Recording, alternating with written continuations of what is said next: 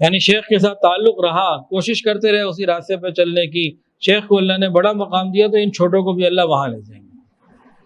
یہ قرآن سے دلیل، حدیث سے کیا دلیل ہے؟ المرء مع من احبہ، المرء مع من احبہ، یہ حدیث رسول صلی اللہ علیہ وآلہ وسلم ہے۔ صحابہ کرام فرماتے ہیں کہ اس حدیث سے ہمیں جتنی خوشی ہوئی کسی اور بات سے نہیں ہوئی۔ کیا مطلب ہے اس کا؟ انسان قیامت کے دن اسی کے ساتھ ہوگا جس کے ساتھ اس کو محبت ہوگی۔ انسان قیامت کے دن اسی کے ساتھ ہوگا جس کے ساتھ اس کو محبت ہوگی۔ اب صحابہ کو تو نبی علیہ السلام سے سچی محبت تھی، انہیں خوشی کیوں نہ ہوتی؟ اب ہمارے لیے اس میں کیا ہے؟ دیکھیں بھائی، ہم سب اپنے شیخ سے بیعت ہیں تو محبت ہوئی تو بیعت ہوئے کہ بغیر محبت کے بیعت ہو؟ بھائی وہ بندہ مجھے بڑا برا لگتا ہے، چلو اس سے بیعت ہو جا۔ کبھی ایسا سنا؟ عقیدت اور محبت ہوتی ہے تو بندہ بیعت ہوتا ہے، ایسے نہیں بیعت ہوتا۔ یہ سودا تو دلوں کا ہے۔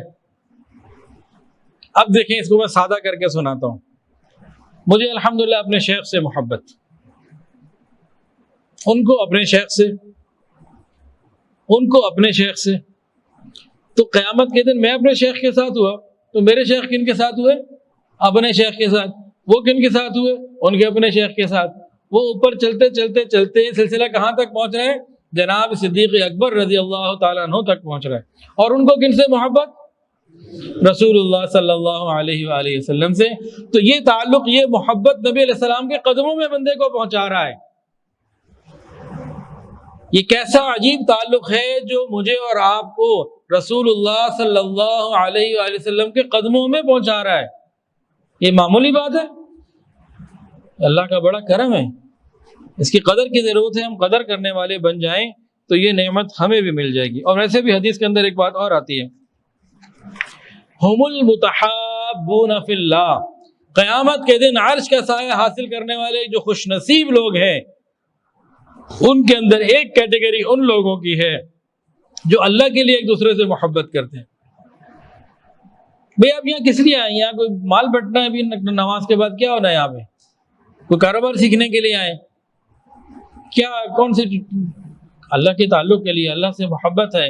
یہ یہاں پہ جمع ہونا اس بات کی دلیل ہے کہ ہمیں اللہ سے محبت ہے، اور اللہ کی محبت کے حصول کے لیے آئے ہم سب، میں بھی اور آپ بھی۔ یہ ہمارا تعلق قبول اگر ہو جائے، انشاءاللہ ہوگا، یہ تعلق قبولیت کا بدلہ قیامت کے دن کیا ملے گا؟ قیامت کے دن اللہ کے عرش کا سایہ ملے گا۔ اب ان اللہ والوں کے ساتھ تعلق اور محبت، ان کے ساتھ جوڑ ہمارا جتنا مضبوط ہوگا، قیامت کے دن اتنے ہمارے لیے معاملے آسان ہوتے چلے جائیں گے۔ بزرگوں کی صحبت میں رہنے کے بعد انسان کے اندر اکڑ نہیں آنا چاہیے، فخر نہیں آنا چاہیے کہ جی میرا تو حضرت سے ڈائریکٹ رابطہ ہے۔ جی یہ نا، جن کے رابطے زیادہ ہو جاتے ہیں، قریب کے لوگ ہو جاتے ہیں، یہ خطرے میں بھی زیادہ ہو جاتے ہیں۔ عاجزی کے ساتھ بندہ رہے تو ترقی کرتا رہتا ہے۔ جہاں کوئی آ گیا، میں آ گئی، شیطان اٹھا کے باہر اٹھا کے پٹخ دیتا۔ ایک ہوتا ہے سر نیاز، ایک ہوتا ہے قلب نیاز۔ قلب یعنی دل۔ تو نیاز مندی جو دل کی ہے نا، وہ بڑی اونچی ہے۔ جو سر والی ہے، سر بندہ جھکاتا ہے، اللہ کے دربار میں اس کی اپنی کیفیت ہے، لیکن جو دل کو جھکا دے وہ اور اعلیٰ کیفیت ہے۔ اس کی ایک ذرا واقعہ سن لیجئے۔ ابراہیم بن ادم رحمۃ اللہ علیہ، ایک مرتبہ انہوں نے سفر کیا حج کا، بیت اللہ کی طرف، اور ہر قدم پر 2 رکعت نفل پڑھی۔ ایک قدم چلتے مصلی پہ جاتے، 2 رکعت نفل پڑھتے، 2 نفل پڑھ کے سلام پھیرتے، پھر ایک قدم چلتے، پھر 2 نفل پڑھتے، پھر سلام پھیرتے، پھر ایک قدم چلتے، پھر 2 نفل پڑھتے۔ اور جناب بلخ سے لے کے مکہ تک انہیں 2.5 سال لگ گئے۔ جب بیت اللہ پہنچے تو یوں اللہ سے کہا، اللہ لوگ تو قدموں کے بل چل کے آتے ہیں، میں تو پلکوں کے بل چل کے تیرے گھر آیا ہوں۔ اتنے میں قدرتاً انہی اوقات میں رابعہ بصریہ، اللہ کی نیک بندی، وہ بھی بیت اللہ میں آ گئیں۔ انہوں نے دیکھا، اللہ والے تھے، باطن کی آنکھ کھلی ہوئی تھی، کہا کہ جو اللہ تعالیٰ کی خاص تجلیات رابعہ بصریہ پر پڑھ رہی ہیں تو میرے پہ بھی نہیں پڑھ رہی۔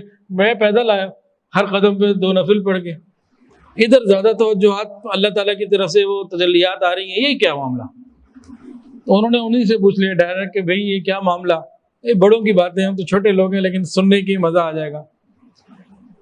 تو رابعہ بصریہ نے کہا کہ فرق یہ ہے کہ آپ اس جگہ سر نیاز لے کر آئے ہیں، میں دل نیاز لے کر آئی ہوں۔ آپ تو شور مچاتے پھر رہے کہ اللہ ہر قدم پہ 2 نفل پڑھ کر میں آیا ہوں، یہ شور تو آپ نے ڈالا ہوا ہے۔ تو میں نے تو ایسا کوئی شور نہیں ڈالا. تو آپ سر نیاز لائے ہیں, میں دل نیاز لائی, لیکن بھائی یہ دونوں ہی بڑے ہیں, یہ ہم سے اونچی باتیں ہیں. علماء نے لکھا ہے شیخ سے جو محبت ہے وہ اس نظر سے کرو کہ یہ اللہ تعالیٰ کا چاہنے والا ہے, اللہ سے محبت کرنے والا ہے. حضرت موسیٰ علیہ السلام نے اللہ سے مانگا ربی ارینی انظر الیک, اللہ آپ کو دیکھنا چاہتا ہوں, لیکن دنیا میں نہیں دیکھ سکے. معراج کے موقع میں جو نبی علیہ السلام نے امامت کی تو وہ آپ کے پیچھے کھڑے تھے اور باقی انبیاء کرام بھی کھڑے تھے. نبی علیہ السلام اس کے بعد اوپر تشریف لے گئے, اللہ تعالیٰ سے ملاقات ہوئی, دیدار ہوا, واپس آ گئے. واپس آنے کے بعد 1.25 لاکھ انبیاء کرام میں سے صرف ایک کھڑے ہوئے تھے, اور وہ بھی حضرت موسیٰ علیہ السلام.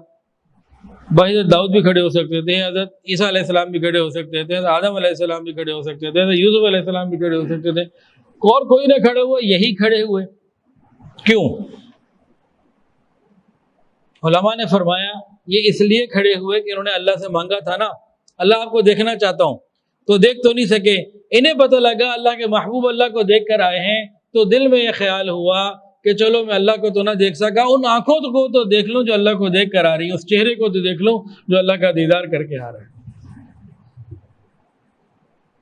فرماتے ہیں علماء اور مشائخ کہ اللہ والوں کے چہرے کو دیکھنا ہو تو اسی نیت کے ساتھ دیکھو, بھئی میں تو اللہ تعالیٰ کے ساتھ وہ تعلق نہیں بنا سکا, میرے قلب کے اوپر تو وہ اللہ تعالیٰ کی خاص رحمت کا اور تجلیات کا ورود نہیں ہوتا, لیکن میں ان کے ساتھ بیٹھا ہوں, ان کو دیکھ رہا ہوں کہ اللہ نے اس کے دل کو قبول کیا ہوا, اس کی راتیں دن اللہ کی محبت میں گزر رہی ہیں, تو میں بھی ان کو دیکھوں اس نیت سے کہ یہ اللہ کا چاہنے والا ہے.